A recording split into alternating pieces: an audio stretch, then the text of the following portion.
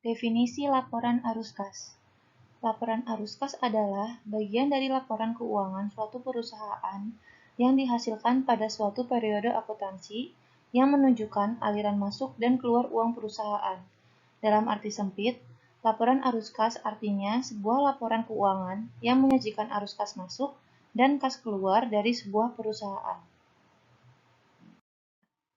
Tujuan laporan arus kas. 1. Memberikan informasi tentang penerimaan kas dan pengeluaran kas entitas selama suatu periode.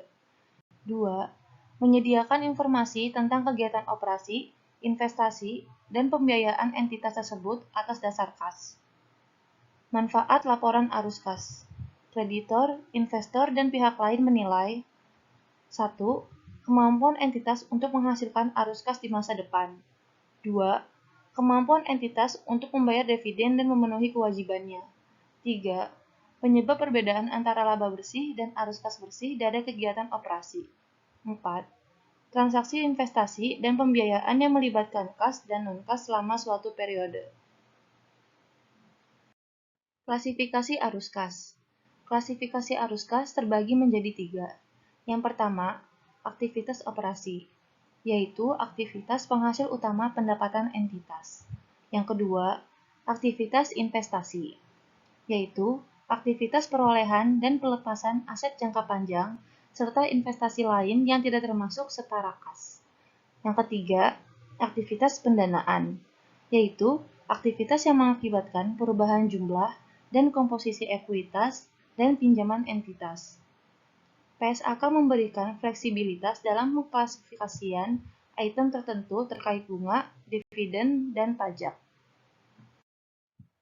Arus kas operasi. Aktivitas operasi adalah aktivitas penghasil utama pendapatan entitas dan aktivitas lain yang bukan merupakan aktivitas investasi dan pendanaan. Indikator utama menentukan apakah operasi dapat menghasilkan kas untuk melunasi pinjaman dan memelihara kemampuan operasi entitas membayar dividen dan melakukan investasi. Inflows terdiri 1. Penerimaan dari penjualan barang atau jasa, royalti, pendapatan lain. 2. Penerimaan dari pendapatan sewa, restitusi pajak. 3. Penerimaan dari pemberian untuk bank dan penjualan sekuritas dari perusahaan efek. Outflows terdiri dari 1. Pembayaran kepada pemasok barang dan jasa. 2. Pembayaran untuk karyawan. 3. Pembayaran klaim atau asuransi, pembelian efek, perusahaan efek, pengembalian kredit atau bank. Yang keempat, pembayaran biaya operasi. Arus kas investasi. Aktivitas investasi adalah perolehan dan pelepasan aset jangka panjang, serta investasi lain yang tidak termasuk setara kas. Mencerminkan pengeluaran untuk sumber daya yang dimaksudkan menghasilkan kas di masa depan. Inflows terdiri dari 1. Penerimaan penjualan aset tetap, aset tidak berwujud, dan aset jangka panjang lain. 2. Penerimaan kas dari kontrak future atau forward, future untuk pendanaan. 3. Penerimaan penjualan instrumen utang atau kas atau selain diperdagangkan. 4. Penerimaan kas dari pelunasan uang muka dan pinjaman dari pihak lain. Outflows terdiri dari 1. Pembayaran kas untuk membeli aset tidak tetap, aset tidak berwujud, biaya pengembangan dikapitalisasi. 2. Pembayaran kas dari kontrak future, forward, swap untuk aktivitas pendanaan. 3. Pembayaran untuk membeli instrumen utang atau ekuitas atau ventura selain untuk diperdagangkan. Arus kas pendanaan.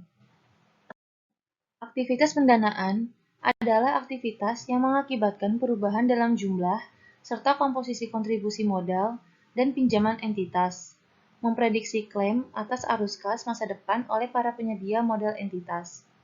Inflows terdiri dari 1. Penerimaan kas dari penerbitan saham. 2. Penerimaan kas dari penerbitan obligasi, wesel, pinjaman jangka pendek dan jangka panjang, hipotek. Outflows terdiri dari 1. Pembayaran kas kepada pemilik untuk menarik atau menebus saham. 2. Pelunasan pinjaman. 3. Pembayaran kas oleh lese untuk mengurangi saldo liabilitas terkait sewa pembiayaan. Tahapan penyusunan laporan arus kas. Sumber informasi 1. Laporan posisi keuangan koperasi 2. Laporan laba rugi tahun berjalan 3. Data-data lain yang diperlukan seperti di catatan laporan keuangan. Langkah-langkah penyusunan laporan arus kas. 1. Menghitung perubahan saldo kas dan setara kas 2. Menghitung arus kas bersih dari aktivitas operasi 3. Menghitung arus kas bersih dari aktivitas investasi dan pendanaan. Penyajian laporan arus kas. Di sini terdapat dua metode. Yang pertama, metode langsung. Metode langsung adalah mengelompokkan dari penerimaan kas bruto dan pengeluaran dari bruto diungkapkan. Yang kedua, metode tidak langsung. Metode tidak langsung, laba atau rugi disesuaikan dengan mengoreksi pengaruh dari transaksi bukan kas, penangguhan atau deferral, atau aktual dari penerimaan atau pembayaran kas untuk operasi di masa lalu. Keunggulan metode langsung. Yang pertama, menunjukkan penerimaan dan pembayaran kas dari aktivitas operasi. Yang kedua, informasi dalam bentuk penerimaan dan pengeluaran kas lebih dapat menjelaskan kemampuan perusahaan dalam menghasilkan arus kas dari aktivitas operasi yang memadai untuk membayar utang, membiayai kembali kegiatan operasi, dan membayar dividen ke pemegang saham.